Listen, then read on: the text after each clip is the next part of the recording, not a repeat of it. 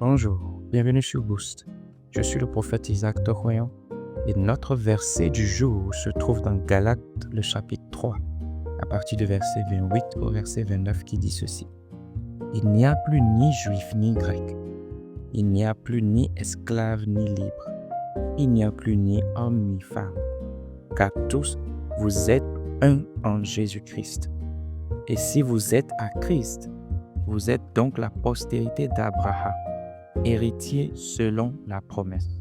Ce passage nous montre que Dieu était en train de mettre sur pied un nouveau système de qualification parce qu'il avait fait une promesse dont nous sommes supposés être héritiers. Et le passage explique ici qu'il n'y a plus ni juif ni grec.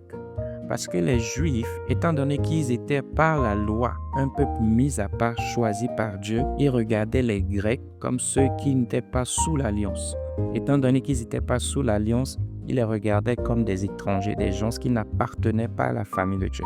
Le verset dit aussi qu'il n'y a plus ni esclave ni libre, simplement parce que le système romain était fondé sur l'esclavage. Et ceux qui étaient libres avaient tous les droits dans la société comparés aux esclaves qui n'en avaient pas. De la même façon, les femmes ne pourraient pas bénéficier des mêmes droits que les hommes. Et ce passage est en train de dire que la qualification que Dieu a mise sur pied n'était pas basée sur les qualifications sociales, mais plutôt était basée sur un système complètement différent.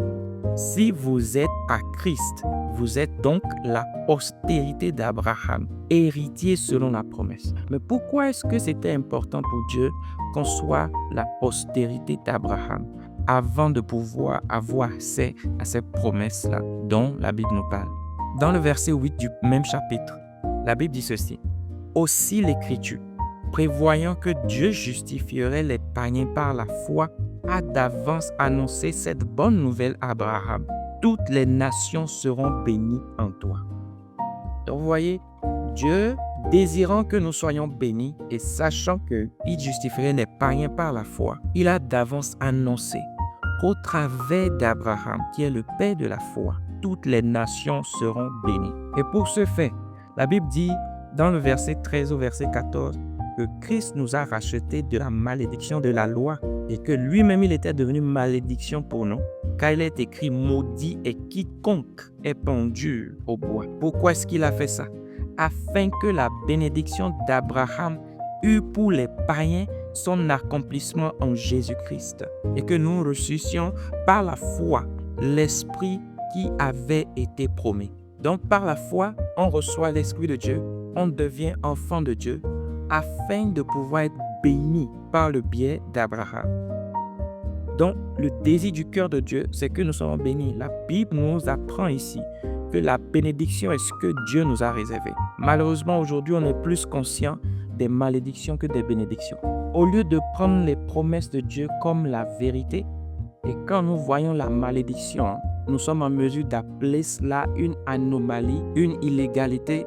Beaucoup de chrétiens appellent ce qui est malédiction légale, par un système complètement différent, oubliant que tous les autres systèmes sont en dehors de Christ, pendant que Dieu lui a mis un autre système de qualification. C'est pour ça qu'on parle de la nouvelle naissance. La Bible nous fait comprendre que ce n'est pas basé sur le sang ni la chair. Ce n'est pas basé sur les désirs de la chair. Ce n'est pas basé sur la volonté humaine, non. Mais c'est une naissance qui est basée maintenant sur Christ. Dans le système que Dieu a mis sur pied, nous qualifie pas à cause de nos origines, pas à cause des choses qu'on a eu à faire. Non, c'est une qualification qui se trouve en Christ. Et la Bible dit, dès que toi tu appartiens à Christ, tu fais automatiquement partie de la postérité d'Abraham, alors tu deviens héritier de la promesse de Dieu. Donc nous devons être conscients de ce que Dieu a réservé pour nous et de ce qu'il a mis sur pied. Nous devons savoir que Dieu nous a appelés à être bénis. C'est le choix de Dieu. C'est le désir du cœur de Dieu. Et en tant que chrétiens, nous devons embrasser cette vérité-là. Elle doit devenir notre réalité. J'ai l'habitude de dire que la mort de Christ ne sera jamais vaine dans ma vie. Je dis souvent, Seigneur, tout ce que tu as prévu pour moi, je les aurai. Et je serai tout ce que tu as prévu que je sois. Je refuse que l'œuvre de Christ dans ma vie soit sans fruit, que ça ne soit point une réalité. La Bible dit que si tu es à Christ, tu es alors la postérité d'Abraham. Et à cause de ça, tu es héritier selon la promesse. Donc tu appartiens à une nouvelle lignée à laquelle la bénédiction d'Abraham est réservée. Je te laisse avec ce verset, Romains 4, verset 13. En effet, ce n'est pas par la loi que l'héritage du monde a été promis à Abraham ou à sa postérité. C'est par la justice de la foi. L'héritage du monde. Donc le plan de Dieu, c'est que toi tu deviennes héritier de ce monde-ci. Ce n'est pas que tu sois esclave de ce monde-ci. Ce n'est pas que tu sois victime dans ce monde-ci, mais plutôt que tu gouvernes. C'est pour ça que la Bible dit que ceux qui ont été rachetés et justifiés sont appelés à régner par Christ. Donc tu es appelé à régner dans ce monde-ci par Christ. Je prie pour toi, dans le nom puissant et précieux de Jésus-Christ de Nazareth, que toute puissance maléfique, toute force de malédiction, toute anomalie spirituelle qui s'est attachée à toi sur la base de la voie du sang, sur la base de la voie d'un autre système, en dehors du système que Dieu a établi. Je parle contre ça maintenant dans le nom puissant et précieux de Jésus-Christ de Nazareth. Je déclare que tu puisses expérimenter les bénédictions qui te sont réservées. La parole de Dieu est vraie et qu'elle soit une réalité dans ta vie. Au nom puissant de Jésus-Christ de Nazareth.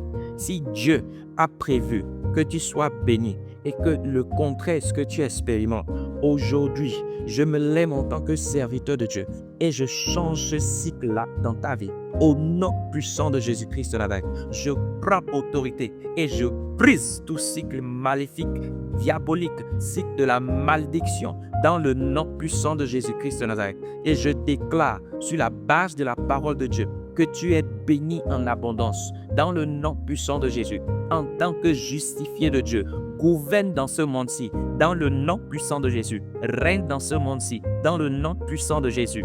Tu ne feras point partie de ceux qui ont raté ce que Dieu a prévu pour eux. Non, non, non, non. Tu ne feras point partie de ceux qui connaissent juste des lamentations au nom puissant de Jésus-Christ de Nazareth. De mauvaises nouvelles, de mauvais cycles, de mauvaises réalités. Dans le nom puissant de Jésus, sois béni dans le nom de Jésus. Marche dans l'abondance dans le nom de Jésus. Marche dans la bénédiction dans le nom puissant et précieux de Jésus-Christ de Nazareth.